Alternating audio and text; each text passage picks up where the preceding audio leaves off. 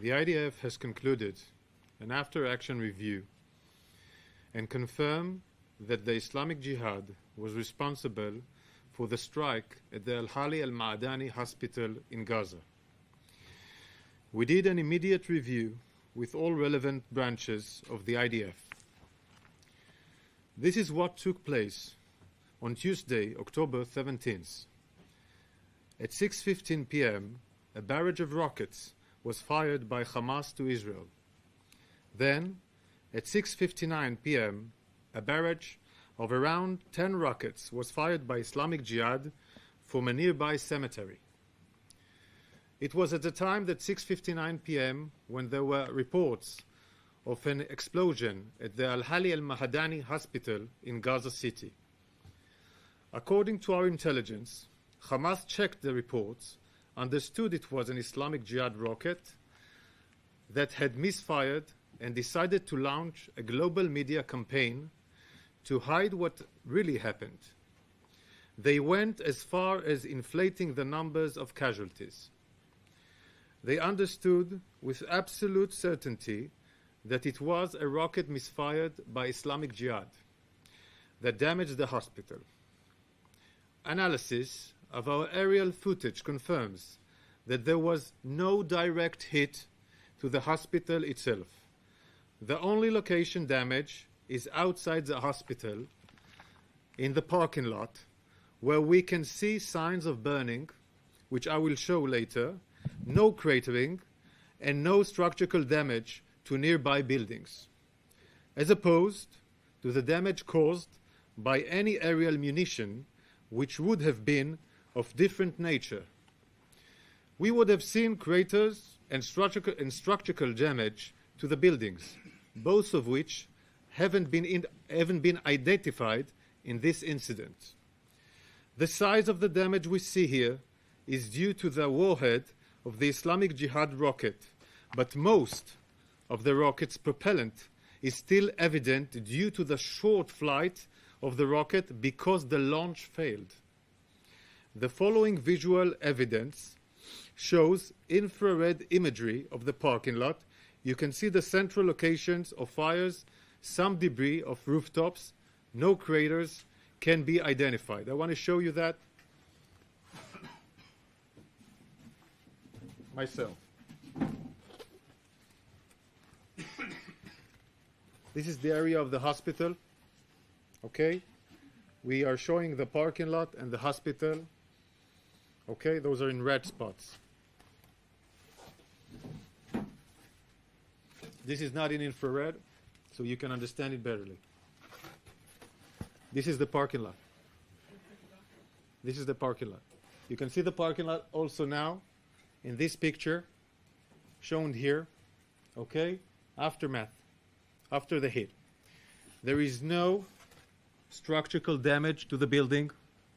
The walls stayed intact. There are no craters here. All of the above, which I said, no structural damage. The walls stay intact. No craters. These are the characterized that shows that it's not an aerial munition that have hit the parking lot.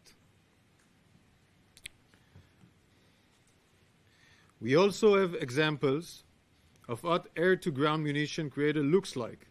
As you can see, they do not exist in this instance.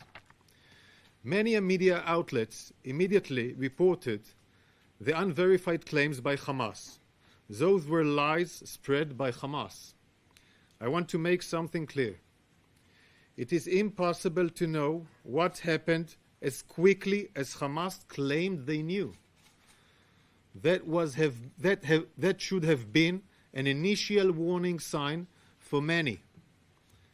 Unlike Hamas, the IDF launched an immediate examination, which was overseen at the very highest levels of command. This professional review was based on intelligence,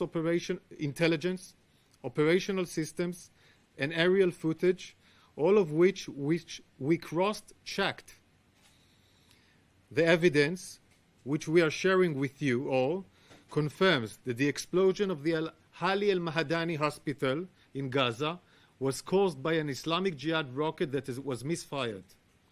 Here are the four main parts of the examination process.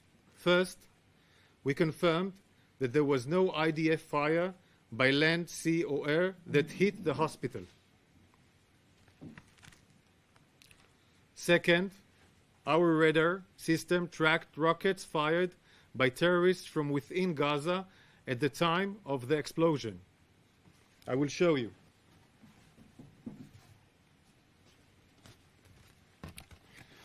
The trajectory analysis from the barrage of rockets confirms that the rockets were fired close proximity to the hospital.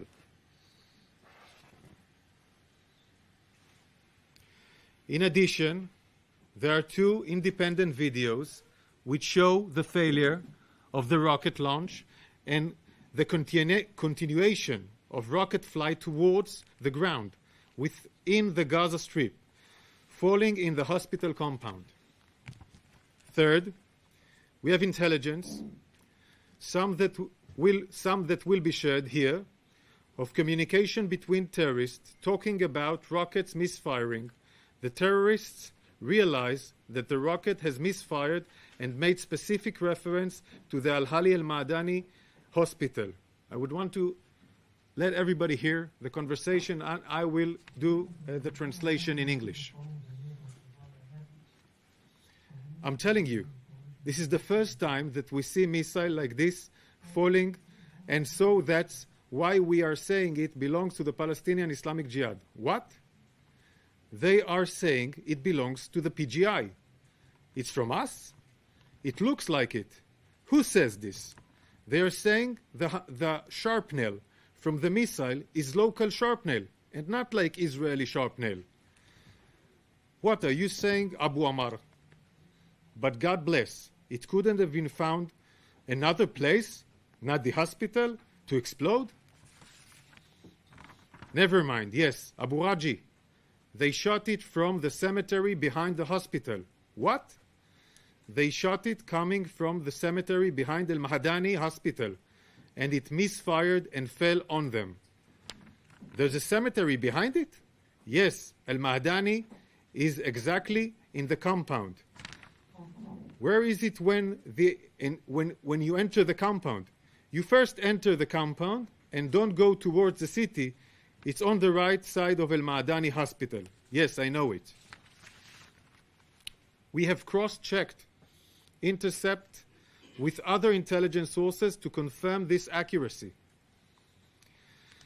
It is common for rockets that are fired at Israel to land short and fall inside Gaza. These rockets fall short of Israel and have caused Palestinian casualties. During this war, we have counted approximately 450 rockets that misfired and fell inside Gaza. Palestinian civilians pay the price. I want to show you the footage.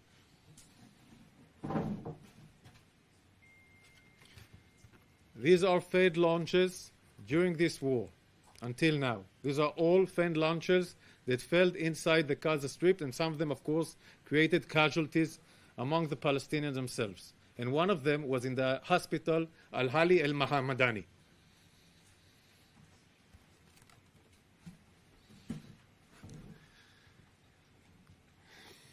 We are also sharing this information with our partners.